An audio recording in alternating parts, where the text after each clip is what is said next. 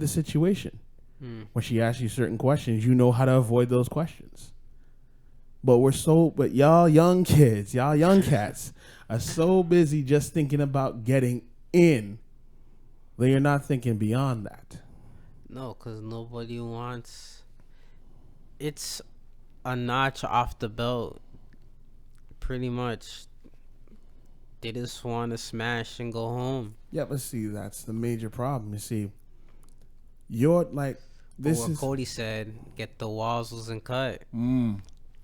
But this is the main thing I say for this. Y'all generation is the one that knows how to get the conversation going, right? How to get into the relationship. My generation is the one that knows how to maintain it. That's bars. The reason why you see a lot of guys my age when they get into relationships and it's lasting for months, years, and whatnot is because we try to make sure that we maintain the relationship with our female. It's not about getting in. Yeah. It's about staying in. It's about letting her know that no matter what happens, we're going to be there. When she starts acting up, we know how to deal with it. Not deal with her. Deal with it. Because sometimes someone's emotions comes out in a way that's like, you know what? I understand. Yeah. I know you need a break. You're not mad at me. You're mad at something that's going on. I'm going to give you that space to figure things out. I ain't going to just cut on you. I'm going to give you your space right now. When you're ready to talk, come and talk to me. Till then, do you. I ain't going to harass you right now. Because see, the problem with a lot of the guys, a lot of beta males are so busy saying, what's wrong? What I do? Because they're alpha to get in, but they're not alpha to stay in. Yeah. They turn beta in certain situations. Not saying everybody does, but they turn beta in certain situations because they don't know. They never experienced. Yeah, that. They never worked through it and got all the knowledge. I look at one thing. Every relationship that you have and that ends is a learning experience. Oh yeah, guaranteed. It's never a failure. It's a learning experience. Or regretment. No. Yeah, it's not a regret. You wanted to be with that person. It didn't work. But hey, you know what? You learned something from it. Especially for men. When you approach and start to talk and you go in and you say, hey, you know what? Yo, I love you. And she's like, hey, what the hell? Okay, I'm done. Like, you crazy. Okay, learning experience. Don't come with the L word so fast. Make sure she's on the same page as you. Ask questions. Do things. See how she feels about you. See how she feels about it. Right? That's what my generation does. And I'm not saying that. I'm not knocking the younger generation at all. I'm just saying that if you want to have a relationship and actually maintain a relationship, because like I said, for your generation, it's easy to get in. But if you really want to maintain it and make it work, and this goes for every race, not just our black men, goes for everybody. Talk, learn, and the most important, listen. Listen to what she says. Listen to what she's saying to you. And even when she's not saying anything, listen to what she's saying to you. Silence is golden. Yeah. When a woman says nothing, she's speaking volumes. She says more when she's silent than when she says anything at all. So pay attention. And for females, like I said before, listen to your man as well. He'll let you know what he likes, what he dislikes, and he'll let you know how he feels about you. If you don't pay attention, then that's why your relationships fail. Because he's telling you all the things that he doesn't like. And if you're doing all those things he doesn't like, you're going to lose him. Downhill. But see, that's what you're saying is 100% like real facts.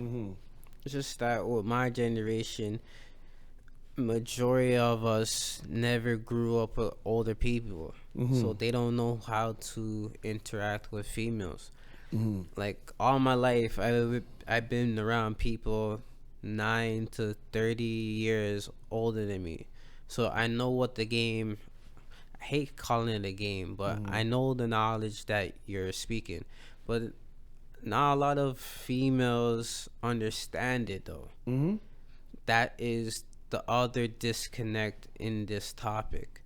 You could be on point knowledge and this and that and third. You know what to say, you know what to do when she's in her mood. Yeah. But if she hasn't been a guy around your caliber, she's just gonna be like a deer in the headlights. Like, I never experienced this before. This is weird. This is awkward. I'm off it. Yeah.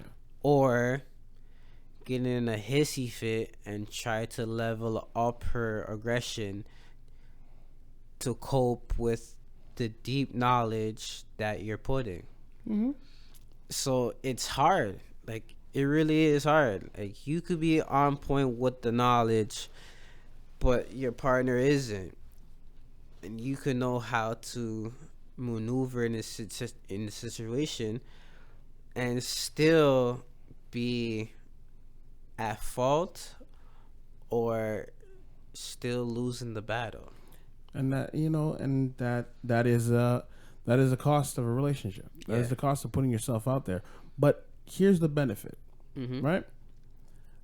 Like I said before, don't look at the negatives. Look at the positives. Yeah. By you using the knowledge that you gained, right? By you being honest, by you being upfront, by you asking the questions that you need to know, you realize and start to analyze the person that you're with, right? So now you know their likes, their dislikes, their real intentions in life. So when you start to see things that aren't going right, and you know how to maneuver through, and you know how to deal with, and whatever, and you start to talk to that person to being a good man. Yeah. Being a good friend and a good man. And on top of being a good friend, all for guys, if you really want to make sure you have a good relationship with your woman, be your friend. Start honestly, or outside of wanting to be her man, show her that you know how to be her friend.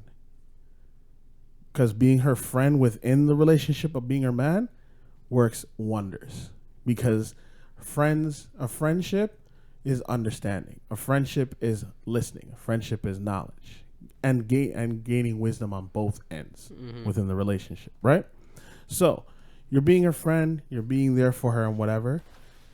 And if you see as the relationship's going on and as she's doing, she's doing certain things, or even for females, if we reverse it, if he's doing certain things, and you're trying to work through it, and that person's not giving you anything, well, you already know, hey, you know what? Regardless of what I'm doing, regardless of what I'm trying to do, I'm not trying to change you. I'm trying to uplift you. And it doesn't seem you want to uplift yourself. There's only so much I can do. So if you're going to continue in this transgression, and you want to continue in this form of your life, you're not going to drag me back. I'm looking for someone to uplift me. That's why I'm trying to uplift you. If you're not willing to uplift yourself, there's nothing more I can do. Yeah. You have all right to cut because you did everything you're supposed to do. Talking for men, you did everything you're supposed to do as a man to uplift the woman you're with. If she chooses not to uplift herself or not to move up with you or level up with you, get out. There's no reason to stay within a relationship that isn't working for you. A relationship should work for both people. If the other person's gaining everything and you're gaining nothing, what's the point? So I hear what you're saying about women not, you're being that guy. When we're talking for men, you're being that guy. Yeah. Taking the knowledge that I'm giving. You're being that guy. You're doing everything possible to show her, look, I'm trying to level you up. She might be here to you, but she might be over top of you in the world. Yeah. But you might be over top of her in life experiences. So you're trying to level her up to your level so she can roll with you, move with you. If she refuses to go a step up with you, Ciao. ciao. Because you want someone who's going to be willing to be your ride or die on the same level as you. Mm-hmm. And if they're not, cut. That's facts, though. Now, I'm not trying to be mean. I'm trying to be Nah. honest. It's facts. Cut out. It's real talks. Real talks. So, coming off of that subject, we're going to move on. So, we're going to talk about supporting our communities. And does it make a positive change within your community? Uh-huh. So, TJ, what are your thoughts on, like, what are the best ways to support your community? So, every year on my birthday, I do a community barbecue. So I invite everybody in my end, and we have a barbecue. I cook, I clean, I do everything for my community on my birthday, and it's my brother's birthday as well. We celebrate the birthday on the same day. Nice. And that's my way of giving back to my community. But I feel like I could do more. So I joined my committee, if you want to call it that, to give more awareness, because I feel like I could give or show my skills to other people in my community, especially the young kids. I could teach them how to cook, because I already teach as it is, but I feel like my generation and lower, they don't know how to cook, man.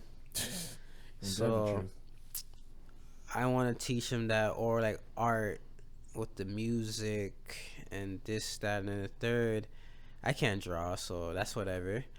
But with the music and production and stuff, I want to teach, because having an art skill will go a long way in your life, especially like small business knowledge. Helping out in the garden, doing gardening work. A lot of people don't know gardens. Like, they never put their hands in dirt before. So I think me giving my knowledge to my community will be a good change in the long run. Have more events, because I own all my equipment and stuff. I could easily lend it out, do like a little movie night for the kids, or arts and crafts, even like skating or whatever, even a track and field day just for the kids and me, just training them how to run. I feel like kids nowadays are too plugged into the matrix, and they're not plugged into the real world. They rather play video games than play outside with their neighbors. That's true. They don't like to interact with kids anymore unless it's virtual. I think that is bad for your communication skills growing up, and it makes you be antisocial if you're just only seeking virtual enjoyment. You know what I'm saying? So I want to give my community that from me.